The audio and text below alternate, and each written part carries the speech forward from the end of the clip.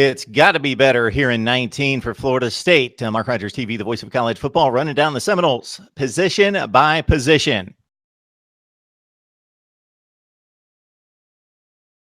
Mark Rogers TV, the voice of college football, talking Florida State. We got Jason Parker on the line from Chop Chat, and we are breaking down the Noles defense, which broke down itself a few times last season, but was put in a difficult position most games by the offense, the 3-and-outs and the bad field position as well.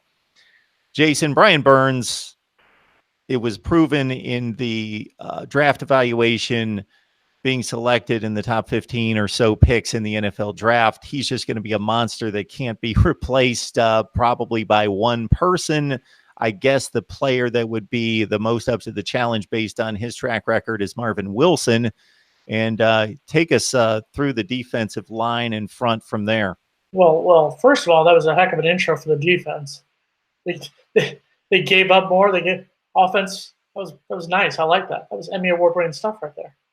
I try to spin it in whatever way seems appropriate. Well, you're Mark Rogers, voice of college football over there.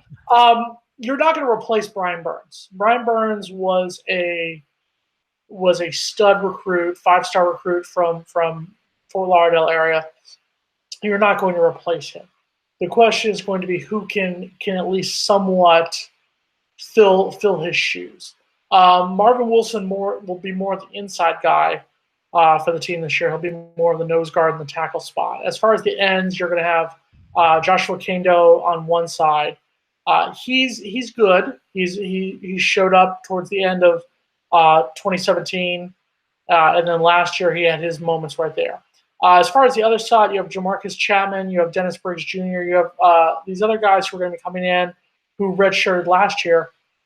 That's going to be the question: is can these guys? I think it's going to almost be you're going to have Kendo on one side, and then you're going to have a committee on the other side at defensive end, and that's going to be the question: is which guy is going to come in and do the job? You have Quayshawn Fuller, who's coming in as a freshman. You know, is it almost going to be Kendo on one side and you have 3 guys fill out the other side? You know, at this point, it's almost going to be whatever it takes to fill Burns' shoes as much as you possibly can. And based on what you've seen out of these guys, do you feel fairly confident? Where would you rate this defensive front based on Florida State standards, based on the rest of the ACC, your competition in the division? You know, is this a 5 out of 10 unit? Is this a 7? You know, or is this one of the units on the team that you feel as though is a wild card and you're just going to have to wait and see?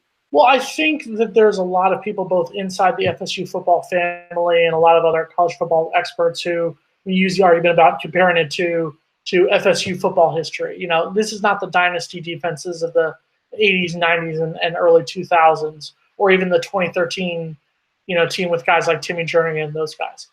Do I think that this has the potential to be a top 3 defensive line? Absolutely. I think when you have Kendo at defensive end, you've got, you talk about Marvin Wilson, you're talking about guys, you have Jalen Parks, going down the lineup, you have Corey Durden, you have True Thompson, you have all these guys who are going to be coming in at the line spot. I think it has a potential to be a top 3 line in the ACC. I would say right now, if you're saying rank them 1 out of 10, at their best, I can see them maybe being a 7 out of 10. I think they have the potential to keep FSU in some games. I don't think you're going to have many 59-10 blowouts, losses like they did against Clemson last year. But I think that you will see it's going to be a little bit of a learning curve to start off with, and that's going to be where the offense is going to probably have to bail out the defense at some points early on.